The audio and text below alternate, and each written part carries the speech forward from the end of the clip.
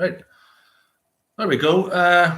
Good evening, everybody. It's sorry to disappoint, but it's not Tucker Carlson and Steve Bannon. It's our own version of that. It's Cathal Gareth, who's back again for a while from a bit of a break from these old streaming things. But we're doing a face-to-face tonight. We've got myself and good friend from West Belfast, Gareth, keen follower of politics and the world scene. But Gareth, you're from the hotbed of Irish nationalism, really. I mean, West Belfast is quite Republican, isn't it? Irish nationalist. But apparently, in the news last week, it was said that the phrase "Irish lives matter" is racist poison by none other than Jerry Carroll, MLA. Yeah, I've seen that there in the. I thought it was topsy-turvy word, sort of like when a politician was given off and said, "We've had racial poison, daubed on our streets or wall." I think it was up near the Kennedy Centre. Yeah. And he's like, "God, a politician must be a unionist. Must be a unionist or something like that." There, has to be. It's because it was Irish Lives Matter. So it's got to be a unionist. But then I found out it was Jerry Carroll. What's something about Jerry? That's the sort of thing he likes sort of saying. So he says it was very racist to write Irish Lives Matter. But some people say Black Lives Matter, but they can't say. Yeah. But what I was thinking there is, obviously, Irish doesn't have a specific race nowadays anyway. So he's obviously thinking that you can only be white. You have to be white to be Irish. So that's why he's bringing race into So it. he's actually being racist himself. So he's the one that's bringing race into because look at the guy who won the Olympics, not the Olympics, the racing there for Ireland. He was a black guy, wasn't he? Yeah. There's been a few ones in the. So he would classify as an Irish. He's representing Ireland. Yeah. So I don't think Jerry was thinking about him when he thought about Irish Lives Matter. He was just thinking about white people. He's a very racist man, Yeah. But it does seem extraordinary, though, that you cannot say the phrase Irish lives matter. I mean, where else in the world should Irish lives not matter? Yeah. I mean, everything else seems to matter in Ireland apart from Irish interests and Irish lives. Seems to be the way it's going. But I mean, we were here primarily to talk about the aftermath of the horrific stabbings in Parnell Square in Dublin, and the aftermath of that, and the way the political media class have reacted to that. Thing about it is, we've seen quite a lot of big hitters in the world stage. Everybody from Tucker Carlson, was said, Elon Musk's got involved. He said that with the hate speech legislation that's been talked about, been brought in, he said that Leo Varadkar seems to hate the Irish people. Although I think he's rolled back a wee bit on that, to be fair. I think he's apologised for some reason. Conor McGregor, of course, has got in big time about it. But we need people like that to maybe stand up and say, they're a bit of a kickback going on about that, isn't there? Oh yeah, definitely. But I mean, he's got a lot of criticism. I mean, you get everybody from Joe Brawley, who's supposed to be a nationalist as well. He's criticising Carlson and McGregor for that. So McGregor is not right for saying what he wants to say about him. Yeah, apparently Joe in one of the local radio stations was given a description of the what happened that day. So he must have thought he was back in court because I think he's a barrister, wasn't he? Yeah. He said the said gentleman, a Vulgarian distraction. Just imagine a gentleman. So what do you picture when you see a gentleman approach children and start stabbing them? So it's a strange term to call. Somebody who's accused of stabbing children, a gentleman. Yeah. I mean, it just seems. I mean, the thing about the media reporting of that. I mean, first of all, the far right and all, wherever they are, the bogeyman. Yeah. Everybody was criticised for bringing up the fact that the alleged perpetrator was an Algerian, who was apparently subject to a deportation order from 20 years ago, 2003. If that was him that did that, that is very pertinent information. That is in the valid public interest from my old journalism training. That the people should be made aware of that. Somebody who was subject to a deportation order and is now allowed to stay. Surely that the people should be told that. Yeah, I think if you told the person who said not to deport him back in 2003, what's going to happen is he's going to live off the state for 21 years, not do a tap of work. Many years, 20 years will get you much money in welfare, maybe 100 grand or something like that. So it costs the state maybe 100 grand, and at the end of that 20 years, he's going to end up stabbing kids. And there you go. Well, I mean, so you think in hindsight, they go, right, it was well worth it keeping him here. Yeah. Well, obviously, we have to be an investment, a fine addition to Ireland. Culturally enriched and all the culturally enriched. All the usual. We were well culturally enriched there. Yeah. Although, I mean, obviously we can't say anything that's going to be libelous, but I think there's a big emphasis on trying to hush that whole thing up in terms of maybe it goes right up to somebody very senior in the government that maybe was involved in overturning the deportation order. Yeah. But I think there's definitely questions that need to be asked about what happened there. And first of all, they criticised people for saying disinformation. Oh, it's disinformation to say that it was an Algerian or whatever. But then it came out that it probably was an Algerian. So then they switched the goalpost to say it's mental health. But they also switched the goalpost to say that it's not relevant to say that he's an Algerian. So they can move from disinformation to relevant to irrelevant, which is wrong on both stages. Yes, to say mental health, but it is relevant to say mental health doesn't get them off the hook. No, you know, why are they bringing in people with serious mental health issues? Yeah, I mean, we have enough people with mental health in Ireland without bringing more in, like, you know. Yeah. I mean, I always think about it, companies in terms of a business, treat your immigration like you're a company. You know, say you're planned for a job, you don't let anybody in. Yeah. That's somebody with skill who can do the job. Or at your house, you don't let anybody into your house. Just like it seems to be, using that analogy, you just let anybody in. You don't care if you can do the job, just get in here, you know. Yeah.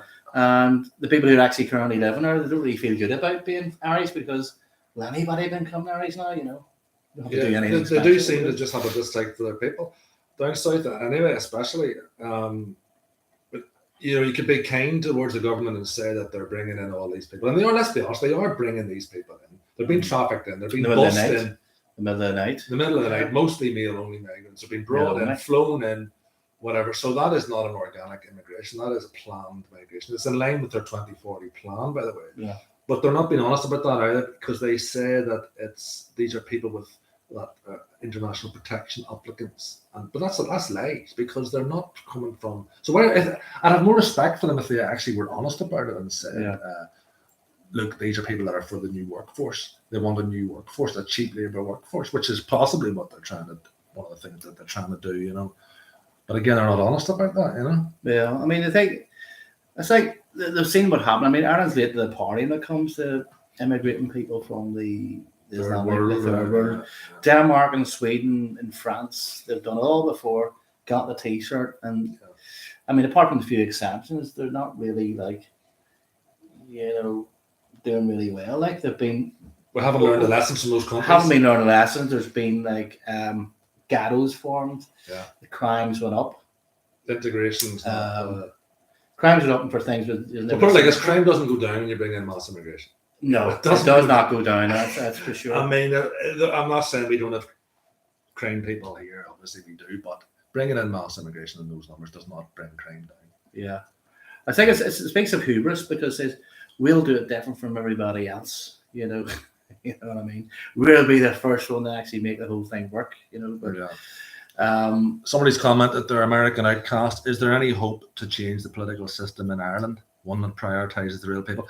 Well. Very good question. That's what some of us are trying to do. I mean, I stood in the last election for the Irish Freedom Party, and there's elections next year, a big election cycle. Our party is trying very hard to change the political system where it prioritises the Irish people. Our mantra is putting Irish interests first. It's a bit like Ireland. We don't like using the phrase Ireland for the Irish, but it kind of runs along that. We're putting Irish interests first. We've got to look out for the Irish people, and I'll put the link in the description at the end. Nobody else is doing it. All the other parties seem to have the interests of the EU. They seem to be answerable to the EU, where we would like to be answerable to the Irish people. So that's Irish Freedom Party will be standing mass candidates in the next elections. And I think all commentators are acknowledging that they will do well. They're bound to the countries crying out for a nationalist alternative, and that alternative will be there. That voice will be there. The thing is, if the Irish people really wanted to bring in loads of... Sorry, God, that's actually the badge for the Irish Freedom Party. Anyway, sorry, go on. If they want to bring in loads of immigrants in the next whatever years, they should put it on your action manifesto. Says, we want to do this here. We want to bring in X amount of thousands. Well, that's if they were honest, they would do that. If they're honest about it. I mean, if they really believe in this project, you know, then I would have more respect. If they were honest, if they put it on the manifestos and they get elected, they go, well, fair enough. That's what people wanted. Yeah. But they never mention it, and they go, it's never put to the people. They just sneak these people in by night. Yeah. I don't know how they got here. You know, they just sneaked in, Gotta be furry. Yeah. We don't need to see it. Nobody look at me. But that is my point. If they were honest about it and says, look, we are going to bring in, but I suppose the 2040 plan in a way says that, but they're not. They're moving. They're shifting back from that. But they are having a big rethink about the whole thing with immigration, because this is showing now that not all immigration is good for the country. And I'll be honest, some immigration is good for the country. I mean, there are a lot of immigrant people that come in and they do work very hard, and nobody's against immigration coming in. But it's the boils down to the fact it is the unvetted nature of it. People are coming in unvetted. People that have deportation orders, like the alleged perpetrator of the Parnell Square. You've that, and you have the Ashley Murphy murder, where that guy was apparently wanted, or person of interest, in at least 3 countries. Now, that person, we are in the EU, so we have very little we can do about it. But surely that guy should have been questions asked. Where was he originally from? Slovak Roma, I think. Slovak Roma. Right, okay. Surely we are not. Everybody goes on about international obligations, but surely we're not obliged to take in people with criminal records. Even if you mentioned that there, if I had a bet, would he be a success story? I'd probably put the mortgage on. He wouldn't be. But and again today we've seen it in Paris, France. We've seen another.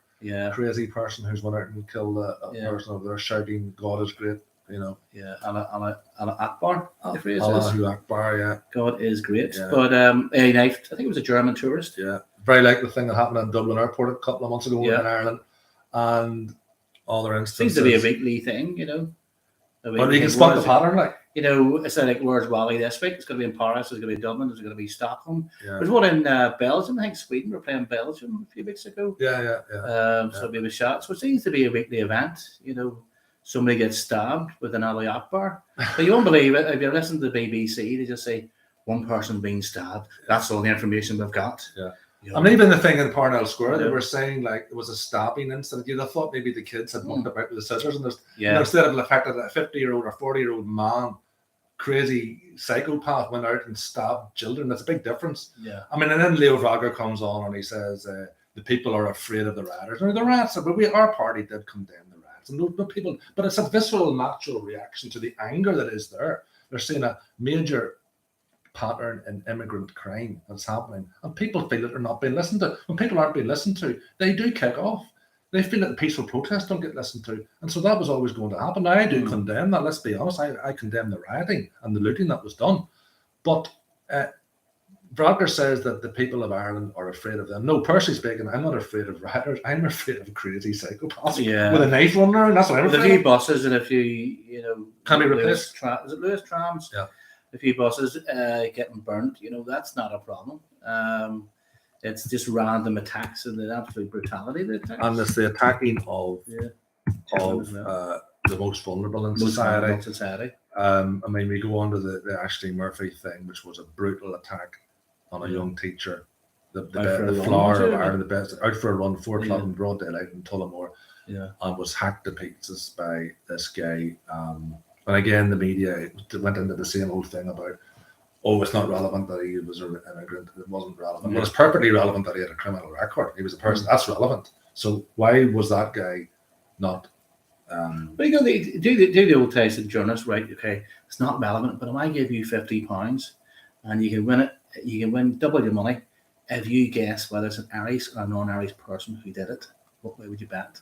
I know if they want to make a few quid, I know which way they're going to bet there. But it's a complete random. There's a tax. I mean, obviously there was, there always is criminality, but it's the type of attacks we get now has never been seen before. No. Just the complete randomness of it. Yeah, and the brutality. The brutality of it's just and what was the one in Sligo a couple of years ago? That was another typically brutal thing. I mean, there are some people that try to portray certain nationalist parties about as being maybe anti-gay or anti-trans or anti-far right or some brigade, but absolutely the opposite's the case, because the left-wing brigade didn't say much about that attack. The 2 gay men, just for anybody that didn't know, 2 gay men in Sligo were basically decapitated and castrated.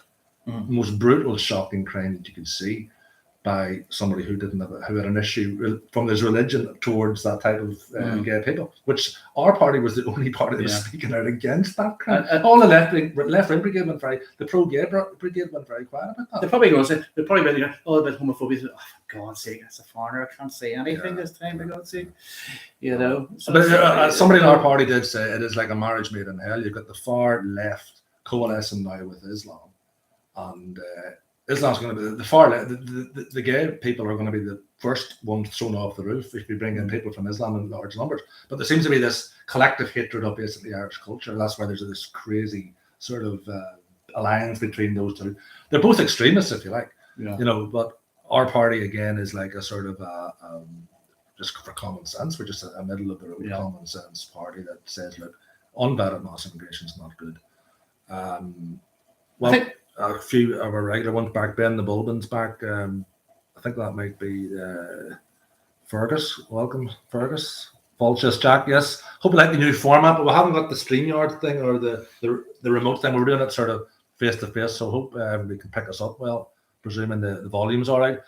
That was a terrible attack in Sligo, but again, I would go back to say, brought to you by the government of Ireland. Those attackers were brought to you by. So like it happened to go, not to do with us. We just let him in, How the hell he's going to do that there, But again, I mean, this goes back. We're going to talk a wee bit about Israel Palestine. I mean, who do you blame? I mean, it's the fox and the chicken coop. Do you blame those that do the perpetration, or do you blame those that let them in? Okay, so if you let a fox into a chicken coop, it's going to go. It's going to be bedlam. Do you blame the fox, or do you blame the person that let them in? I would ultimately have to blame the people that let them in, because these people they have a hatred for culture, or our culture, and they're going to do certain things. It's the same as my question mark about Israel Palestine is, it's brutal on both sides, but why? How did it happen? How could you're living beside Hamas and Israel is a sworn enemy? Where was the intelligence of Israel that suddenly let that happen? Where was there not? Why isn't there not a 60-foot Trumpian high wall, 24 armed guards shoot on site? Why were they caught? Why were they caught falling asleep at the wheel there? I don't know. Netanyahu in my book is almost a question to ask. Yeah, I mean, there's some speculation that they allowed that to happen. Actually, they're a bit surprised at the numbers and the brutality. So as to give them an excuse to go and really just wipe Gaza off the map, Yeah. But by all accounts, they're not having it as easy as they are, because at the start of that conflict, he was saying there's going to be no pauses, no ceasefires, no trades, and the prisoners. We're just going to go wipe them out in a few weeks and then back home, But it hasn't worked out that way. The fact that they're actually doing the prisoner swaps shows that it's not all going to plan. It's a bit like Ukraine then. So it's a bit like Ukraine, basically. Yeah. And that's another one as well, up to about 2 months ago, it was all about Ukraine war, and apparently Ukraine was winning. Yeah. So we all switched to Gaza, and now apparently we've switched back to Ukraine, and apparently they're losing. It's a bit like, the football match, you turn over to the other match, you turn back, they're now losing. But I mean, I would say, look, I mean, I'm no fan of Joe Biden, but look at the world's on fire. Since that wee man's come into charge, you've had Ukraine, which could have been avoided. Let's take the eye off the ball here. Now you get this thing's happening here. I mean, it didn't happen under Trump. Let's put it like that. Give them some credit. I think there actually is some, in America, there is some people in the Democrats who begrudgingly said, I don't think it would have happened under Trump. But they are. And they were going like, I'm not going to vote for Trump because he's a horrible man, he's a misogynist and all like that. Yeah, but like nuclear war is slightly more important, these sort of like things. Trifling things. Even Biden's closest sort of advisors have said that his pullout of Afghanistan was a complete disaster. And that's what triggered those. Putin probably looked at it and said, like, that was a complete disaster for him to do that, and that's why he went into Ukraine. I don't think he would have done that if Trump was in charge. Trump would have had enough influence over him to say, no, you're not doing that. And it wouldn't have happened. It'll be, if Trump gets back in, it'll be over in 5 minutes. So a lot of these countries like China and Russia and Iran and all, it basically is just strength is might, and Trump projected that strength thing, Yeah, because he was a lot of bombastic, and you need a strong guy. Like if you get a strong guy on one side, like Putin, you need a strong guy on the other side, and Biden just comes across as weak, But I think when he came back there a few months ago, I haven't seen him. His first town hall, somebody asked him, "Who do you want to win the war?" He said, "If it was a football match." I said it was the other side. He says, "Who do you want to win? Is it?" I know it's like a football match. It's like a football match. Even Biden says about teams. He talks. They said it was the other side that did that. The other side, but the other team. Sorry. But Trump, I know he's a bit like simplistic. You think, well, he's what I do, but actually, I just want killing to stop. Should have started in the first place. But if I was, but they both make gaffes, like But he said I was probably true. He just wants to kill him to stop. About taking the side. That's what I said from day one. I just want the thing to stop. I don't want to take sides in it either. But there's more to it than meets the eye. Well, there's the two. I never can pronounce his name. Probably John Mayer, Shamer, whatever. He's been studying Russia for 20, 30, 40 years, and he was saying, "Look, Ukraine wouldn't have lost that much land the start if they would have negotiated. Putin was all for a negotiation. Yeah. So and it was a deal that was brokered that was talked about in April just after it, and now they're going to end up. Apparently, Bojo was sent over to scupper it because America wanted to keep Russia, occupied in wars, endless wars, using Ukrainian, casualties, bodies to do the fighting for them. Yeah. But apparently now there's so many different figures, but Ukraine have lost like 150, 200. That could all have been avoided. That could have been avoided. Plus, they've lost 4 provinces, or oblasts as they call them, and they may lose another 4. So actually, it's 43% of the country they could lose. But actually, I think Putin just wanted reassurance they weren't going to join NATO, and he probably wanted. I think that's fair enough. I mean, I think they shouldn't be joining NATO. They shouldn't be joining the EU because that's too aggressive. It's like your neighbour building right up to your boundary wall, your fence. You're going to get a bit uncomfortable with somebody building right up to it. So there should be a sort of safe buffer or something. That was all part of the negotiations in the 90s. That I don't think Putin would go any further than what he's going now. No, apparently behind Putin there's loads of hawks. Putin's actually not the worst by a million miles. Yeah. There's ones who are allowed to do a lot worse to Ukraine, but he soft-pedaled in the first few months. That's why people thought Ukraine were winning, because he went in easy. Didn't want to kill a load of Ukrainians. Yeah. Apparently, I've heard a figure that the last few weeks of the war in Gaza, Israel have killed more civilians than Russia have Ukrainian civilians in 18 months. Yeah, so it just shows you have to put the contrast between Putin's. Yeah, I mean, what Putin did there was cruel, which you could argue it is. What it was actually restrained compared to what Israel's doing. Oh yeah, I mean, what Netanyahu's doing. And the interesting thing is, a lot of people on the far right, like your so-called far right, like your Nick Griffins and your Jada Fransons and all the people like that, are all saying Jim Dawson, are all saying. They're all on the side of the Islamic people. It seems to be a crazy. Well, the thing is, the Palestine, especially watch some of the 50s, 60s, 70s, a lot of the PLO weren't even Muslim. They were like Christians and Druze and all.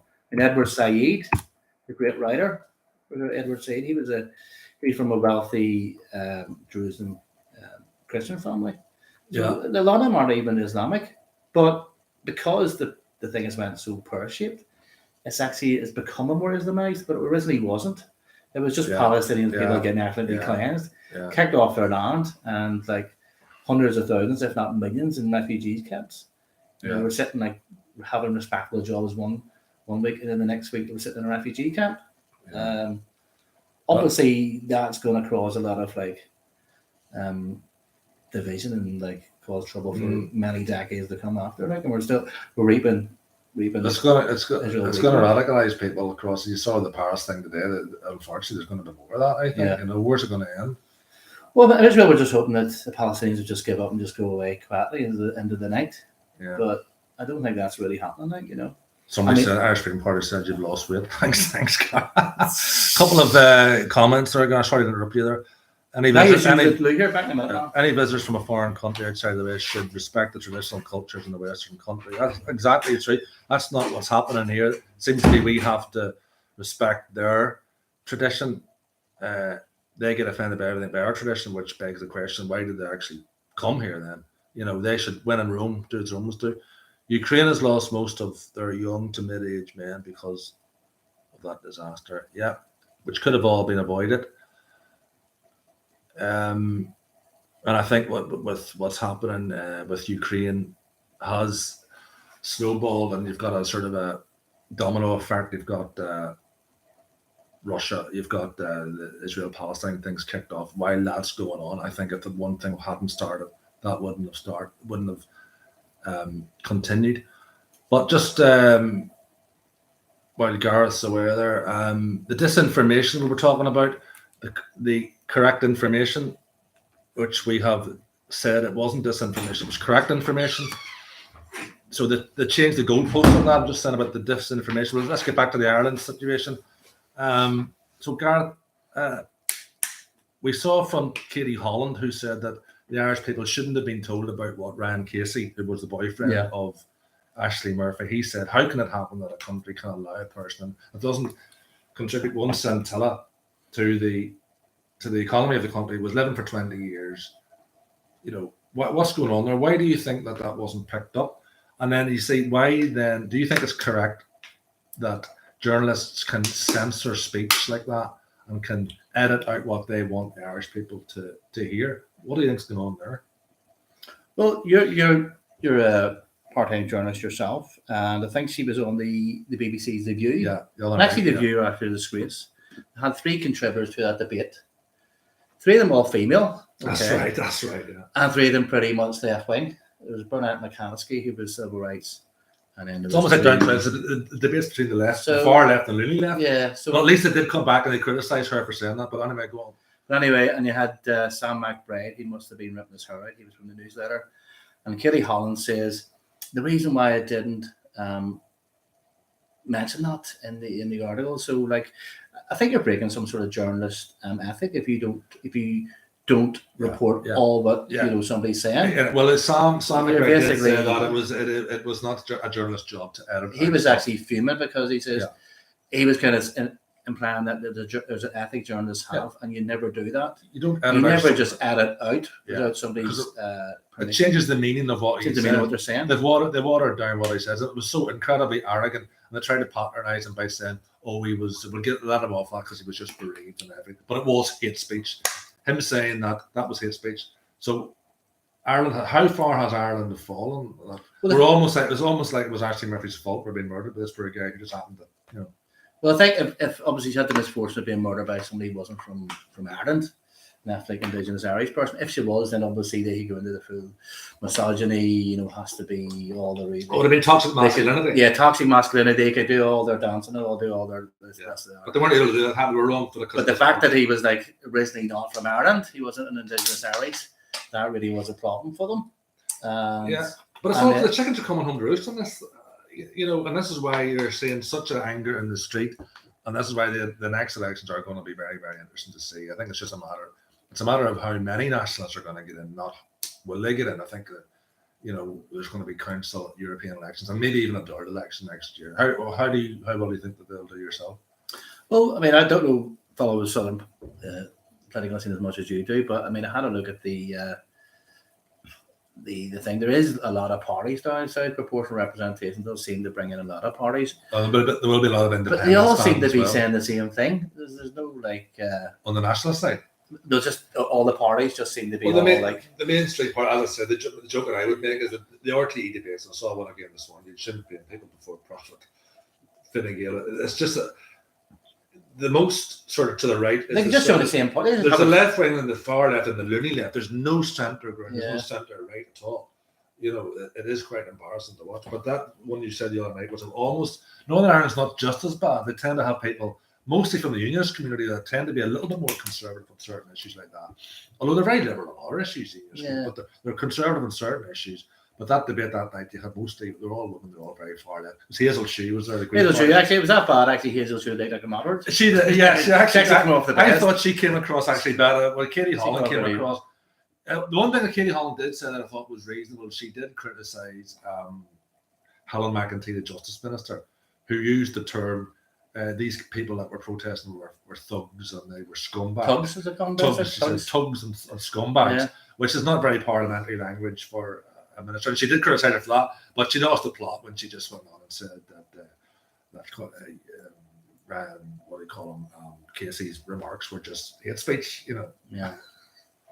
The guy says, I think, don't quote me now, but from what I said, what they said the other night, he said that it's a different country from what me and Ashley was going up. It's a lot unsafer. Now, that doesn't mention race at all. Yeah, they play the race card, yeah. So she was actually bringing race into it, but the guy actually never mentioned race. Not at all. So it was actually... He's talking about crime. He's talking about... I would be scared about some knife-wielding psycho again, never mind where he's from, Yeah.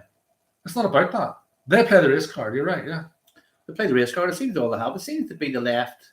Just run out of ideas. See, no one's floor has been on before. Calling people scumbags betrays the inherent snobbery. Yeah, the arrogant snobbery of the ruling classes down south, just speaks volumes. The thing is, when was the last time there was riots in Dublin? Well, never. 2006 or 2005 was an Orange Parade. That was probably the last time. Yeah. So, if you were sort of like, working out a common thread, last time there was a riot was nearly 20 years ago, and there was a riot that night. what could be the reason? I wonder what, They just don't do it for the fun. Yeah. It was just one. They don't rant for nothing. Brutal attack too many. Yeah. Exactly. And I think it back as well. But as you said, the hate speech, so that's using it as a bulwark or a charging thing to bring in the hate speech, to railroad that in, that's just going to clamp down into anybody saying anything. So you can argue then what Ryan Casey said, which is a reasonable comment. If anybody else said that you could then be subject to arrest and significant jail time for saying something. Well, the thing is, you're talking about hate speech as in you're inciting hatred. Yeah. We had a mayor in Limerick who said that he would shoot them all. Yeah, that's right. I think that's that guy. I think he was a Fianna Fáil one. Yeah, where people are calling Fianna Fáil to say, should this guy not be kicked out of the party? If anybody else said that, they'd be dragged over the coals. But then I found out, why is that guy not pulled over the coals? And I realised that, he's got the protection. He's actually Muslim, and he's not from here. So that gives him protected characteristic. He's allowed to say that. He's allowed to say that. That screen around him. He can do whatever he wants, basically. It's like, you're in one of those dreams and you can just do whatever you want. Yeah. Seems to be when you have, you're not from Ireland, you can say anything and do anything. Yeah. It's only the poor old Paddies, I'd have to say. Yeah. No, but it's not Paddy. We're sort of Paddy last at the minute. We're going to put the Irish first. It's not going to be Paddy and Mary last. Yeah. Seems to be, that's the way it's everybody else. Seems to be. It's almost like going back to certain parties. It was Brits out, everybody else in. Yeah. We're going to say no, we're going to put the Irish first in their own country. Nobody else is, It's like when you watch that film, I'm just trying to think of films watched over the years. What one, Midnight Express, and the guy caught with drugs. Yeah. He was treated worse than he would be the Turks, the local. Well, it was in Turkey, yeah. He's in Turkey, yeah. I'm just saying, those third world Islamic countries, you're treated worse, than the locals. Yeah. Over here, it's the other way around. Actually treated worse if you're local. Yeah. That's it's flipped around full circle. It's flipped around full circle, so. But everybody's got a protected characteristic except for native white people, Irish in the case of France. Yeah, exactly. There was a stabbing in France, and apparently one of them says, "I won't kill white people," Yeah. So.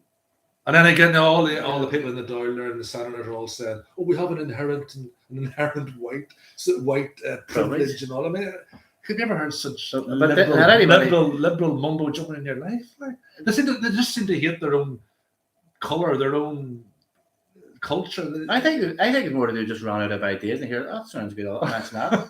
I think it is because you think there was somebody like 18 or 19 in college, but probably somebody about 60. Yeah. From a rural I know. How the hell is she coming up with, Well, see, Mary McDonald's actually changed her Twitter thing. She had the Palestine flag. If you were sort of 15, 16, that might be sort of rebellious. Yeah. But she's actually changed it now, finally. Doesn't have the Palestinian flag. She's worked out where she's from. Has she got the Northern Ireland flag? Yeah. Well, always to be fair, I will give her some credit in the fact that she has shown some leadership and she's tabled emotions of confidence in Helen McEntee. So at least she's acted like a proper opposition person there for once. Helen McEntee, the Justice Minister. Mm-hmm. So there's emotional no confidence going against her, as there has been the Garda have had emotional no confidence in the Garda leader, Drew Harris. Drew Harris, yeah. So these are the two people in charge of justice and security in Ireland, both been called for motions of no confidence. So it'll be interesting what happens there. I can't see it going through, but if there was, it could trigger a general election. So we mentioned elections, it could well be a general election early next year, possibly, but it'll be no later than February 25 for that. Yes, so and it was interesting to see just the day after the riots and the stabbings that no paper in Ireland led with they all talked about the carnage of the riots. Nobody said blood on our streets and that children were stabbed. It's like, remember back 3 years ago with the St. George, remember? George Floyd in America. Yeah, had all the rats went on for 4 months. But they were good rats. Maybe never mind one night. They got 4 months of ratting out of it. But I mean, I can understand it for a few nights, but 4 months, that's probably one of those Trump's major feelings in that. He didn't do anything about that. He just went on and on. So he can't do anything about these, So if I was American, I go, why are you not using the armed guard to put these rats down? He probably didn't want to come across as being racist or something. Well, but I think it's right weakness. But I do like Trump, but that was one of his failings there. But obviously, I think going back, obviously, even though he had a criminal record as long as your arm, if you watch the video, you do see a bit of empathy for him because he didn't see the worst. It didn't look. He didn't see the worst. I agree. It didn't look good. I mean, nobody wants to see a fella dying like that. It was bad to see, but obviously Chauvin, I think he was attacked actually in jail there recently. Yeah, he's recently stabbed. I think he was held on as a. Oh, he said it was because apparently they made an example. Israel Defense Forces had trained all these police forces in America how to do this particular restraining movement. Apparently, it usually does work, but the fact that he had taken so many drugs, he had respiratory problems. Obviously, you don't stick your knee in somebody's neck who can hardly breathe. Yeah, he's like loaded up with fentanyl. Yeah, but might have contributed there. But now, fair enough, there was maybe one or two nights of riots you can understand, because obviously if you think somebody from the community's being killed by a policeman because of his race, you would be incensed and you would go out ranting, you give them the benefit of the doubt. And going back to our friend Jerry, he actually put a mural. West Belfast, Black Lives Matter. Yeah. Black Lives Matter. It doesn't matter when it's Irish, in an Irish situation. Black Lives Matter, you know.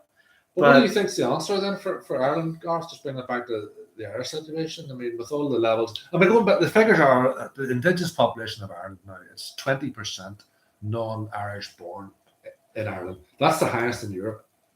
America and the UK are around about 14-15%. Ireland is now at 20%. So we're way ahead of the UK in this. Apparently, it's the rate, because it's actually Ireland's rate to the party. This has all really happened very much in the last since about 20 years. Since about 2002, the doors really opened up, and then it's gone up. And since the pandemic, it's gone and the Ukraine thing as well. Yeah, Ukraine, Ireland's taking more Ukrainians per capita than anybody else. But people, or Germany, I think. I can see some of the spats you get online. You get some of the lefties or libertarians, big bar call them, they always say, but the Irish immigrated to America over hundreds of years. Doesn't have to destroy our country. The thing is, we immigrated to America like 200 years ago, 150 years ago. Australia. I'm going to immigrate to England. I'm going to immigrate to Australia 100 years ago. I mean, what's the connection between those three countries?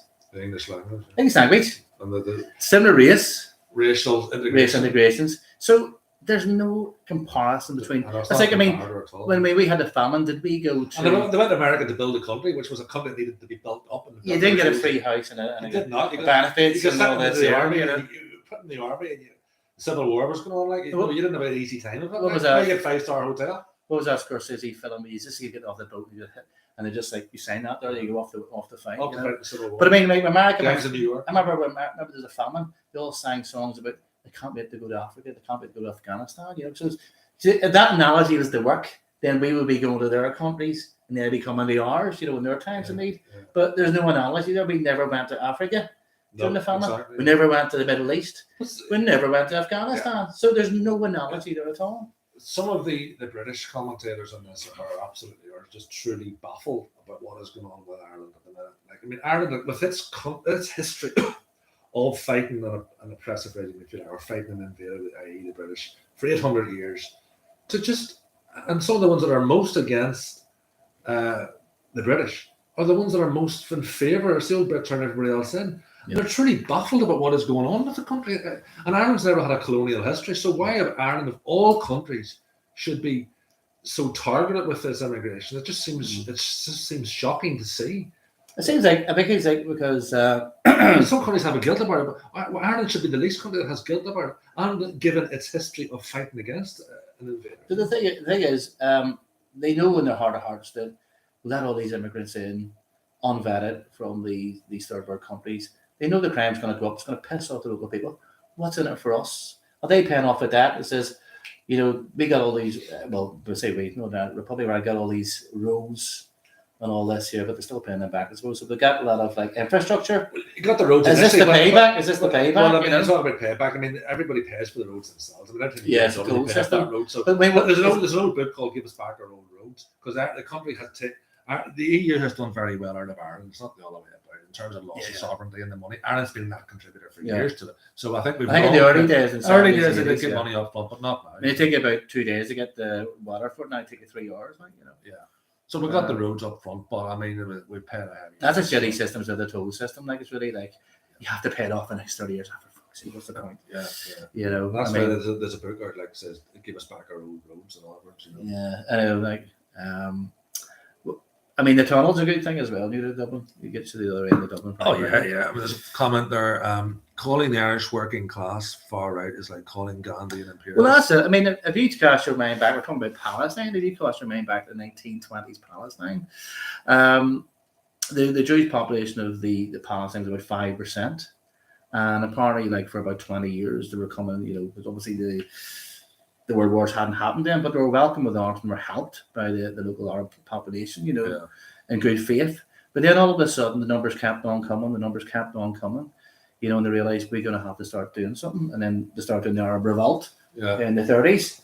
And then before they knew it, the Jews were getting their numbers up aggressively until they were up to near 35%, from 5% in the space of 30 years. So if you were a Palestine back then and you objected, you'd be going by the standards today, you'd be called far right. Yeah. So if you show any nativist tendencies, you criticize as far right. So Palestinians back in the 20s and 30s, when they were very alarmed in this sudden Jewish explosion population, they'll be deemed far right if you're using today's framing. But I mean, every I know I've made this point before, but every Irish patriot from Brian Brew to Patrick Pearce would be far right to this. Far right, yeah. But as a point, somebody made it talking about the some SDLP. She was a councillor in Derry. She was African by the looks of it. She said that the protesters against the stabbings were a terrorist organisation. That was a comment that was made. She got away with saying that unchecked. But even it was Paul Joseph. Who said that? Some SDLP councillor in Derry, a coloured councillor in Derry, on the BBC. It wasn't the. It seems to be all like people coloured. This is the only one of colour in the Northern Assembly. But she referred to the rioters in Dublin as being a terrorist organisation. Sorry, not the riot. Yeah, the protesters as being a terrorist organisation. So that gives carte blanche to that's ridiculous. What do you think about that? And it was the same as your woman the other night on The View. So and she was allowed to get away with that and says, hang on, you can't call protesters terrorists. Yeah. Well, the thing is, have you noticed like a lot of these people who are like the Muslim guy from Pakistan, Jews originally from China, these are very authoritarian countries they're coming from. Yeah. So they're using their own. Yeah. And they'll be wanting to get that Sharia law into Irish law. Yeah, so they're actually just using the culture they're coming from. That's the way you would deal with them. You would just shoot them all. In China, you see Tiananmen Square, you just shoot people. You shoot the wrong people. Yeah, you just shoot people, I mean, so that's. But he wants to shoot the protesters, not the people. Yeah, I would understand if he said, the anger about the stabber. But he's saying shoot the protesters. Yeah, he shoot the wrong person as well. So he didn't shoot the stabber, but he wants to shoot the people who are protesting at the stabber. Yeah. But it is interesting. Like, this is now the whole world's watching Ireland. I mean, it's very sad to say. It is a predicate. God forbid if some other similar incident happened. I mean, the whole thing could go up. There could be further problems. We don't want to see that, but the anger is there. You've seen the protests in the East Wall against all the Get Them Out protests. They were being bussed into working class areas. This was always going to happen. You could have predicted this. Like, throw a load of people in and see what could possibly go wrong. Well, the thing is, I mean, you hear a lot of reports about, especially they're being bussed into like the west of Ireland and Kerry and all. They don't want them in Dublin so much, so they dump them into these wee small places like. Yeah. See, apparently now it's unsafe for a lot of women to leave the house alone. The governor was out jogging. So basically, they're bringing all these people, all these guys with nothing to do. They're hanging around the streets at night, and everybody's going out socialising. They're just hanging around, leering and lecturing and all that. And they don't understand the etiquette. You don't follow people. Exactly. Yeah. The social etiquette. They're not schooled in that social etiquette. Social etiquette, which is part of the structure. The structure of law. But what they're going to eventually bring in is what Sharia law brought in. If they start getting councillors in who are of a Muslim background, they'll be wanting to get Sharia brought into our legal system because they have Sharia courts. I'm sure. Somebody asked the question: should Conor McGregor? What would it take for Conor McGregor to become Prime Minister? Well, some people have suggested that certain parties, like maybe the Irish Freedom Party, reaches out to Conor McGregor. He certainly would be a big name because he's got millions of followers. But, well, I don't know. He would have to join a party. He'd have to stand for election. It seems to work a lot of like personalities. Like, for example, even talking about Ukraine, Zelensky, he was... Zelensky was an actor. You don't even have to be a politically astute guy to stand for political office. As big as a lot of people have. Ronald Reagan was an actor and he became president. His biggest achievement was the translating Paddington Bear into Ukrainian. Zelensky. So, and then obviously, who was it? Argentina, was it? Recently, he was. Yeah, he was a right wing guy. A lot of these guys don't come from non-politics background, so it seems to be the way that we need somebody in disruptor coming in from outside politics. But just to maybe finish off on the thing about the politics thing, I mean, we have seen it's like a domino effect. As I said, you were outside for a second there. The domino effect is going to happen, and you're seeing Geert de Wilders in Holland's come in. Mm-hmm. You've seen Meloni in Italy, although she's watered down a bit because she's back. She's going to backtrack a bit. You've seen, I mean, obviously Orban, the Polish ones are very anti-EU. Yeah. It's a matter of time. The Irish people are the same as every other people in Europe. They're going to vote. They're going to vote for centre right. In fact, Ireland's an outlier and it doesn't really have any centre right sort of representation at all. But you're going to see that in Ireland. It's sweeping across Europe. I would say watch this space very, very quickly. What did you think about Wilders getting in?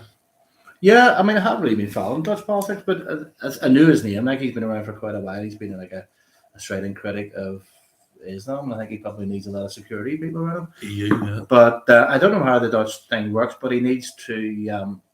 It's been like their race thing. They need like it's proportional representation. They need to sort of build coalitions, so they actually, the rule. So he needs to build some coalitions. Yeah. I think there is other right-wing parties in there. There's the Farmers Party. Well, the funny thing is, he's a populist. He's got in, like, some people may not do business with him. It's a bit like Sinn Féin, who got in down south the last time. Nobody did business with them. But of course, Sinn Féin are a populist party, but they're left-wing, far-left politics. Sort of. But I think Holland's like a funny one because obviously they're goose. What's they're saying? Like, I mean, that ship has sailed. Like, they've let too many in. It's just they can't. Unfortunately, I think you watch the Holland football team. Like, I remember back in the 70s, the Holland football team, they're all blonde, dark hair, famously. Like, now half of them are coloured, and the athletes. It's a bit like Ireland's one that way. It's a bit like thinking, we better do something about this. It's about you don't say about. You don't talk about diversity in African countries. They're not very diverse. There's no whites there. There's no diversity. But the thing about it is, when you come to the international affairs, the people in poor countries, understandably, because I'd be the same, want to go to rich countries. Yeah. Rich people in rich countries don't want to go to poor countries, believe it or not. So you get asymmetry. So that's why there's no need to, because I'm sure they won't mind white people coming to Africa. Yeah. But I mean, Leo Varadkar is half Indian. He's Prime Minister of Ireland, right? I mean, if there was an half Irish Prime Minister of Italy, people would be saying, "God, can you believe that? That's not going to happen." Mm. But it happens in diverse old Ireland, Somebody just put up a thing there where you were of Conor McGregor. Oh, absolutely, we were. But all right, he was mad, and don't blame him. Not much of a push for diversity in Turkey. No, certainly not. No, they don't want diversity over there. Well, what do you reckon, Gareth? That was a good old first stab at the face-to-face We got through a few things there. So we covered a brief few points, but we got a few things over chest there. Yeah, I know. I feel better now, actually. It was like sort of cathartic there, I feel like it'd be the confession, Yeah, absolutely. But as I said, we'll maybe do a few one of these again. Next year is going to be a very important year for elections, and I think it's going to be a time to get our name out there. And anybody that's wanting to stand, get in there and get your name, get it promoted. But thanks very much for our viewers. I think we had a few in there tonight. Everybody that's contributed. It's good to see everybody. Cheers, thank you, Ben, and everybody that's tuned in, and a few of our regular people. We'll be back again soon. Yeah, maybe get a few different guests and contributors. But thanks very much, Gareth. Agus slán, everybody slán go fáil. Slán go fáil. Yeah. See you all. Slán. No.